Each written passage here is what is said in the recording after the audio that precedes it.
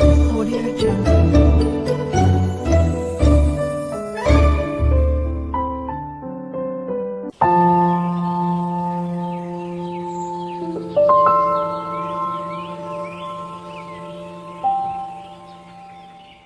अरे भानुमति, ओ भानुमति, अरे सुनती हो? हाँ, क्या हुआ? इधर आओ तो, जल्दी से आओ ना। हाँ, क्या हुआ जी?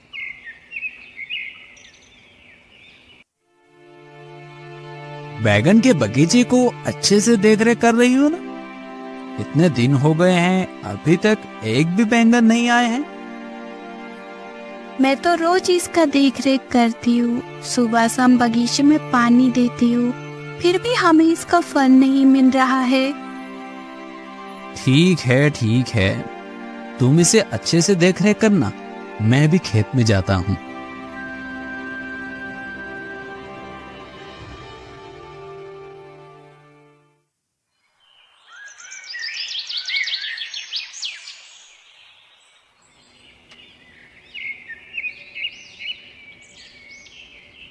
देखो भानुमति, हमारे बगीचे में एक बैगन निकल आया है, लेकिन ये तो बस एक ही है। इसको क्या ही बाजार में बेचूं?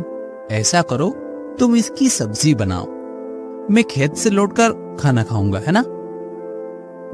ठीक है।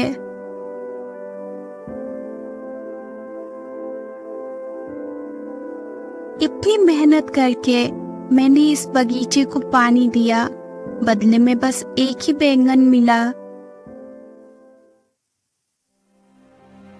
धीरे धीरे काटो, मुझे धीरे धीरे काटो। अरे ये कैसी आवाज है और कहाँ से आ रहा है ये आवाज? धीरे धीरे काटो, मुझे धीरे धीरे काटो। अरे ये तो इस बैंगन से आ रहा है, क्या है इसमें? बाप रे बाप, मैं जल्दी यहाँ से भाग जाती हूँ।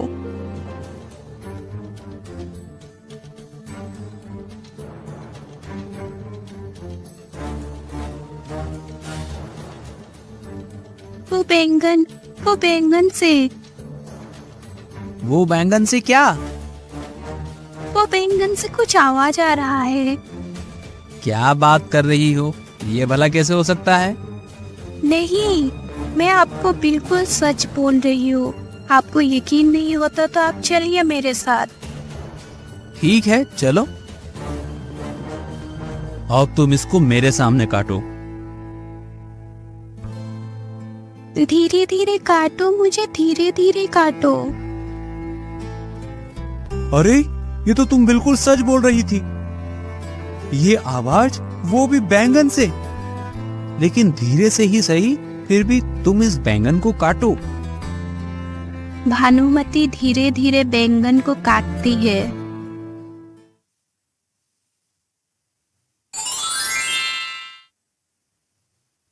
अरे ये क्या? एक छोटी सी लड़की।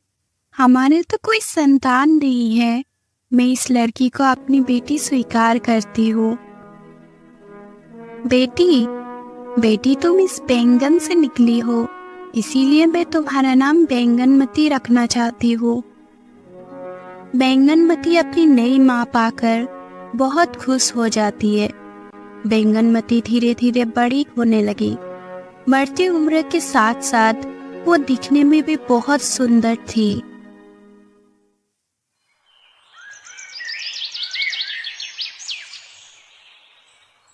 एक दिन किसान अपने खेत में काम कर रहा था। बैंगनमती पास ही अपने पिता के हाथ बटा रही थी। तभी उस राज्य का राजा अपना भेष बदलकर प्रजा का हाल पूछने निकले थे। तभी उसकी नजर खूबसूरत बैंगनमती पर पड़ती है। राजा पास में एक आदमी से पूछा, ये किसकी लड़की है? अरे इसी किसान की बेटी है।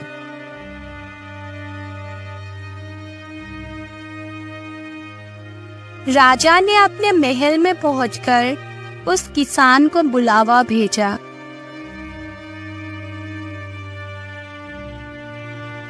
जी महाराज, आपने मुझे बुलाया? लेकिन मैं आपकी क्या सेवा कर सकता हूँ? जब तुम अपने खेत में काम कर रहे थे, उस वक्त तुम्हारे साथ एक लड़की थी। वो लड़की कौन थी?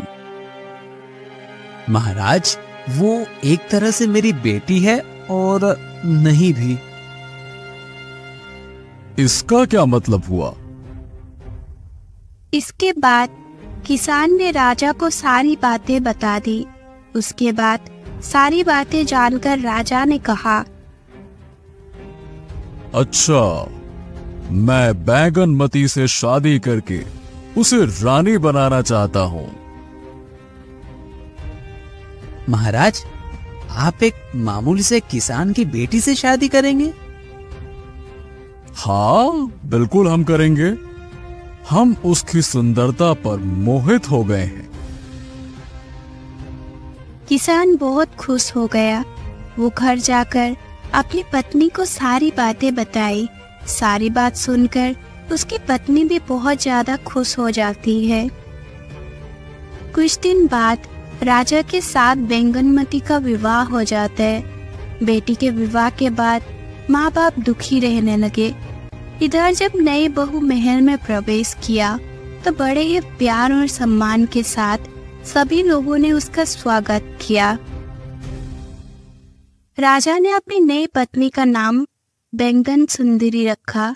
नई रानी को देखकर बड़ी रानी भी कहने लगी, तुम कितनी सुंदर हो छोटी बहन।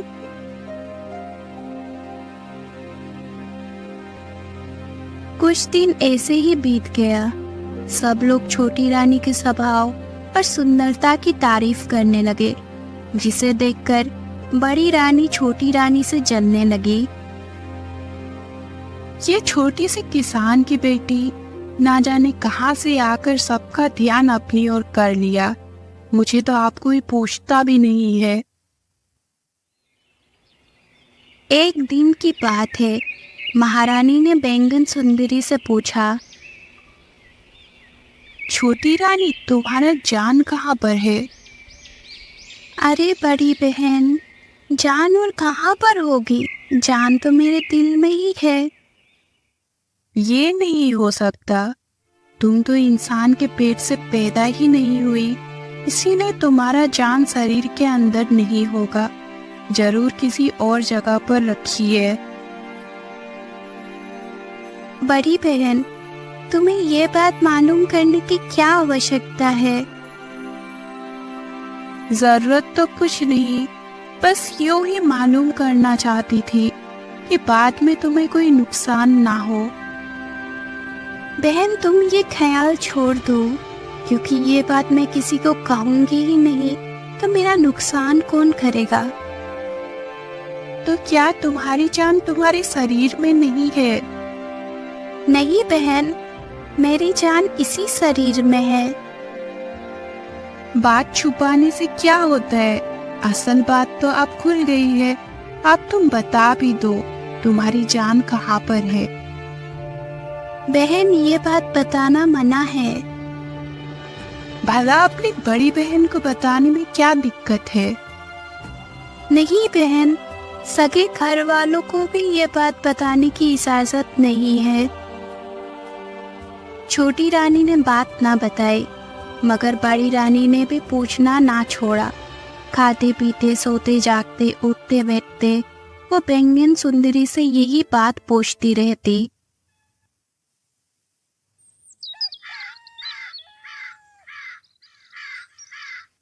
इसी तरह से 1 साल बीत गया। दिन रात वही सवाल सुनते सुनते बेचारी छोटी रानी परेशान हो गई थी। आखिर तंग आकर एक दिन उसने कह दिया,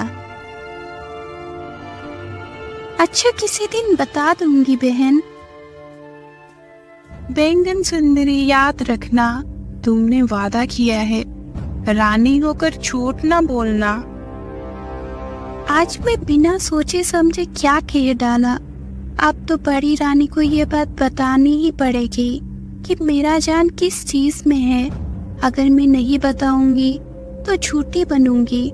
अब मैं क्या करूं?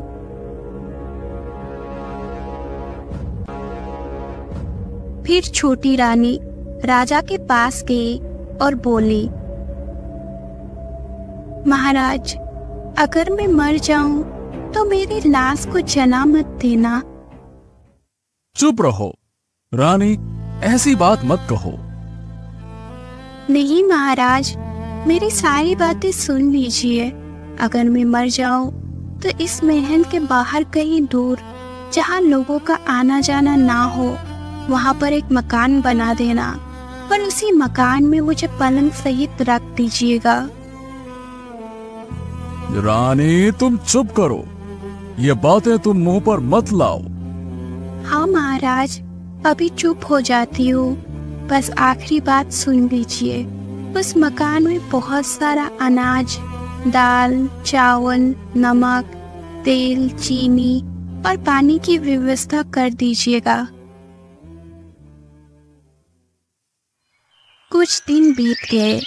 फिर बड़ी रानी ने छोटी रानी से पूछा, छोटी रानी, तुमने बताया नहीं कि तुम्हारी जान कहाँ पर है? तो क्या बहन, सचमुच बताना ही पड़ेगा। तुमने वादा किया है, अब क्या तुम उसे पूरा नहीं करोगी? अगर मैं बता दूंगी तो तुम जरूर मेरी जान ले लोगी। राम राम, ये क्या कहती हो? मैं भला ये क्यों करूंगी? अच्छा, थोड़े दिन और ठहर जाओ, मेरे बच्चे को जन्म लेने दो, उसके बाद बता दूंगी। ये बात सुनकर कि छोटी रानी का बच्चा होने वाला है, बड़ी रानी और ज्यादा जलने लगी। अगर तुम अभी नहीं बताओगी तो मैं पूरे राज्य में ढिंढोरा पिटवा दूंगी कि छोटी रानी रानी होने पर भी मामूली लोगों की तरह झूठ बोलती है। अच्छा, तुम लोग सुनो, मेरे पिता के खेत के करीब एक कुआं है। उस कुएं के अंदर एक लकड़ी का संदूक है। उस संदूक में एक सोने की डिब्बा है। डिब्बे के अंदर एक माला है। वो माला ही मेरी जान है। छोटी रानी, तुम्हारी किस्मत बहुत अच्छी है जो तुम्हारी जान को कोई खतरा नहीं है। देखो, वो कुएं के अंदर एक संदूक, वो संदूक के अंदर एक डिब्बा और डिब्बे के अंदर एक माला में है। तुम्हारी जान को भला कौन ले सकता है? दूसरी तरफ हम जैसे लोगों की जान देखो, इतनी सस्ती है कि जरा गला दबाया नहीं, जान निकल गई। खैर, तुम सही सलामत रहो। बड़ी रानी वहां से चली गई। फिर वो एक दासी से कहकर एक गोटा खीर को वहां पर बुलाया। देखो, अगर तुम मेरे एक काम कर दोगे तो मैं तुम्हें 10 सोने की मोहर दूंगी। क्या काम है महारानी जी? फिर महारानी ने बैंगन सुंदरी के पिता के खेत के बारे में बताया। और हाँ, किसी को कानो कान खबर ना हो। गोटा खेर उसी वक्त कुएं से डिब्बा खोदकर ले आया। महारानी, ये लीजिए आपका डिब्बा। उधर कुएं से डिब्बा निकालते ही बैंगन सुंदरी की तबीयत खराब रहने लगी। इधर बड़ी रानी ने डिब्बा से माला निकाली और उलट पलट कर देखी। जैसे ही वो माला को अपने गले में डाली, उसी वक्त बैंगन सुंदरी तड़पने लगी और उसका शरीर ठंडा पड़ गया। पूरे महल में कोहराम मच गया। राजा भी रोने लगे। तभी राजा को बैंगन सुंदरी की उस दिन की बातें याद आने लगी। उसने उसी वक्त मंत्री को बुलाया और कहा, मंत्री, जितना जल्दी हो सके बैंगन सुंदरी के लिए राज्य के बाहर एक मकान बनवाया जाए। अब मकान का क्या होगा महाराज? अब रानी के मृत शरीर को जला देना चाहिए। नहीं, बैंगन सुंदरी की यही इच्छा थी। राज्य के बाहर जहां लोगों का आना जाना ना हो, वहां एक मकान बनवाया जाए।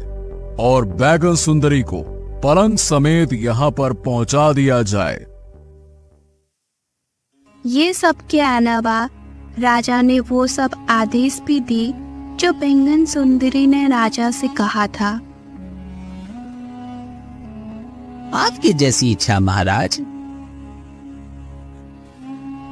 बैंगन सुंदरी ने जैसे कहा था बिल्कुल वैसे ही एक मकान बनवा दिया गया और बैंगन सुंदरी को पलंग समेत वहां पर लेटा दिया गया।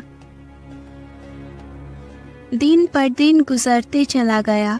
इसी तरह से 1 साल गुजर गया। सोत के मर जाने से बड़ी रानी बहुत ही खुश थी। उसका तो कलेजा ठंडा हो गया था, लेकिन राजा तो बैंगन सुंदरी की याद में बहुत ही दुखी रहने लगा था। छोटी रानी की याद आते ही उसकी आंखें डबडबा जाती थी। वो अक्सर सोचता कि बैगन सुंदरी ने यह मुझसे क्यों कहा था कि महाराज मेरे शरीर को जलाना मत। तो क्या बैगन सुंदरी एक बार फिर से जी उठेगी? शायद बैगन सुंदरी इस मकान के अंदर सो रही है, पलंग पर पड़ी अकेली सो रही है। वो जाग कर शायद मुझे ढूंढती हो और बाहर निकलने का रास्ता न पाकर महाराज महाराज चिल्लाती हो। लेकिन फिर राजा को विचार आता कि इंसान मरकर कभी जिंदा नहीं होते। अपने मन को समझाने के लिए राजा रोज बैंगन सुंदरी के मकान की चारों ओर चक्कर लगाया करता था। एक दिन अचानक उसने सुना कि मकान के अंदर से किसी बच्चे की रोने की आवाज आ रही थी। राजा ये सुनकर चौंक पड़ा। अरे, ये बच्चा कहां से आया? राजा फिर मकान के अंदर चला गया। राजा देखता है कि बैंगन सुंदरी तो पलंग पर मृत पड़ी हुई है, लेकिन उसकी बगल में एक सुंदर सा लड़का था। महल पहुंचकर राजा सोचने लगा, हो ना हो ये बैगन सुंदरी का ही बच्चा है। राजा अब रोज बच्चे को देखने मकान में आने लगा, लेकिन मकान में कोई नई बात नजर नहीं आ रही थी। वो हर रोज देखता कि बैंगन सुंदरी जिस तरह से पड़ी थी उसमें कोई बदलाव ना आया था। धीरे धीरे दिन बीतने लगे और बच्चा भी बड़ा होने लगा। जब वो 3-4 साल का हो गया तब टूटे फूटे शब्दों में कुछ बोलने भी लगा था। राजा ने एक दिन बैंगन सुंदरी की तरफ इशारा करके पूछा, ये कौन है? माँ। तुम्हें खाना कौन खिलाता है? माँ। किस वक्त? रात को। ये सुनकर राजा को बड़ी हैरानी हुई। उसने बच्चे से कहा, तुम अपनी माँ से कहना कि राजा जी पूछते हैं कि तुम दिन में क्यों सोती हो और रात को क्यों जगती हो। अच्छा, पूछूंगा। रात को बैंगन सुंदरी रोज की तरह उठी और जब बच्चे को खिलाने लगी तो उसने कहा, अम्मा, मेरा पेट तो भरा हुआ है। तुम्हारा पेट किस तरह से भर गया बेटा? राजा जी मुझे आज बहुत सी मिठाई खिला कर गए हैं और ये भी पूछे थे कि तुम्हारी माँ रात को क्यों जगती है और दिन को क्यों सोती है। बैंगन सुंदरी समझ गई कि राजा ने आकर सब कुछ देख लिया है। अब छुपाने से क्या होगा, मुझे अब सब बता देना चाहिए। देखो, ये जो राजा जी यहाँ पर आते हैं वो तुम्हारे पिता है। कल जब महाराज यहाँ आए तो कहना कि माँ की जान जिस माने में है वो बड़ी रानी के पास है। बड़ी रानी दिन भर उस माने को पहने रखती है, इसीलिए माँ सारा दिन बेहोश पड़ी रहती है। पर रात को सोते वक्त जब बड़ी रानी माला को गले से उतार देती है तो माँ उस वक्त जाग उठती है। फिर वो पलंग से उठकर नहाती धोती है और मुझे खाना खिलाती है। दूसरे दिन जब राजा आया तो बच्चे ने सारी बात कह सुनाई। सारा मामला राजा को समझ में आ गया। वो गुस्से में सोचने लगा, बड़ी रानी, आज तेरी वजह से मेरी छोटी रानी आज यहाँ पर पड़ी हुई है। मैं तो तुझे सबक सिखा कर ही रहूंगा। महल में जाकर राजा ने बड़ी रानी से कहा, बड़ी रानी, हमारे मित्र का एक बहुत ही प्यारा बेटा है। मैं उसे बहुत प्यार करता हूँ। मैं उसे महल में लेकर आना चाहता हूँ। बच्चे तो मुझे भी बहुत ही पसंद है, आप उसे जरूर लेकर आइए। परंतु एक बात है, वो लड़का है बहुत जिद्दी। जो चीज मांगता है जब तक वो मिल ना जाए रो रो कर आफत खड़ी कर देता है। तो क्या हमारे महल में किसी चीज की कमी है? वो जो भी चीज मांगेगा उसे दे दी जाएगी। अच्छा ठीक है रानी, तब उसे मैं लेकर आता हूं।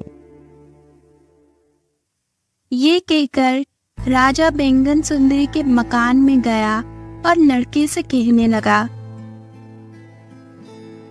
जब रानी तुम्हारे पास आए उसी वक्त उसके गले की माला पकड़ लेना और जोर जोर से रोना शुरू कर देना। जब तक रानी तुम्हें वो माला ना दे तुम रोते ही रहना, ठीक है? इस तरह से समझा बुझाकर राजा लड़की को बड़ी रानी के पास महल में ले आया। रानी ने उसे बड़े ही प्यार से बुलाया और उसके पास आकर बोली, अरे ये लड़का तो बहुत ही प्यारा है। लड़का उस वक्त माला लेने के लिए जोर जोर से रोने लगा। मुझे ये माला चाहिए, चाहिए तो चाहिए तो चाहिए तो चाहिए तो चाहिए, मुझे ये माला चाहिए, मुझे ये माला चाहिए, मुझे ये माला चाहिए। रानी ने उसे बहलाने फुसलाने की बहुत ही कोशिश की। कई तरह की मिठाइयाँ, खिलौने आदि पेश किया गया, लेकिन वो किसी भी तरह से मानने को तैयार ना था। तब राजा ने उदास होकर कहा, दूसरे के बच्चों को क्यों रुलाती हो? आखिर वो मांगता क्या है? मेरे गले की माला मांगता है। तो तुम दे क्यों नहीं देती? नहीं नहीं, ये माला तो मैं किसी को नहीं दे सकती। अरे ये माला बच्चे को दे दो, मैं तुम्हें इस तरह की दूसरी माला लाकर दे दूंगा, ठीक है? ये माला तो मैं हरगिज ना दूंगी। अरे नहीं दोगी तो ये लड़का रो रो कर मर जाएगा। पराए बच्चे को घर लाकर क्या यूं ही मार दोगी? बच्चे का रोना देखकर रानी को उस पर दया आ गई और सोचने लगी, छोटी रानी तो अब मर ही चुकी है, थोड़ी देर के लिए यह माला बच्ची को दे दी जाए तो क्या हर्ज है। इस समय तो मैं माला दे देती हूँ, लेकिन जब लड़के का मन बहल जाए तो माला मुझे वापस ला देना। हाँ हाँ रानी, तुम उसे अभी के लिए माला दे दो, थोड़ी देर बाद मैं तुम्हें माला लाकर दे दूंगा। रानी ने माला निकालकर राजा को दे दी। और राजा लड़के को लेकर महल से बाहर बैंगन सुंदरी के मकान में जा पहुंचा। राजा ने अंदर जाकर बैंगन सुंदरी के गले में वो माला डाल दी। माला पहनते ही बैंगन सुंदरी उठ बैठी। राजा ने बैंगन सुंदरी से कहा, वो आज मैं बहुत ज्यादा खुश हूं सुंदरी, लेकिन तुमसे एक विनती है।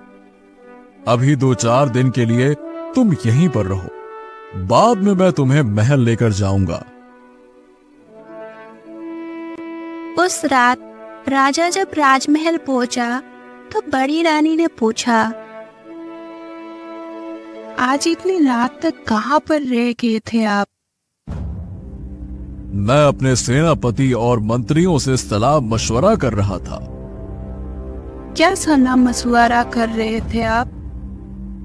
एक दूसरे देश का राजा हमारे देश पर हमला करने वाला है, इसीलिए तुम्हारी सुरक्षा को देखते हुए ये सलाह दे रहे थे कि तुम्हें कहां पर छुपा कर रखा जाए जहां पर तुम सुरक्षित रह सको। हे राम, ये युद्ध के नाम से तो मुझे बड़ा ही डर लगता है। तो क्या फैसला किया है आपने? मैंने सोचा कि हमारे महल का गुप्त तहखाना, वहां पे मैं तुम्हें छुपा कर रखूं। तो जल्दी ही मेरी तहखाने में जाने की तैयारी कीजिए।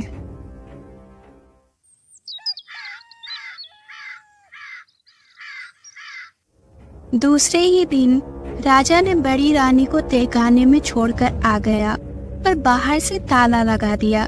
सैनिकों को आदेश दिया कि अब सारी उम्र के लिए बड़ी रानी इसी कैद खाने में रखा जाएगा।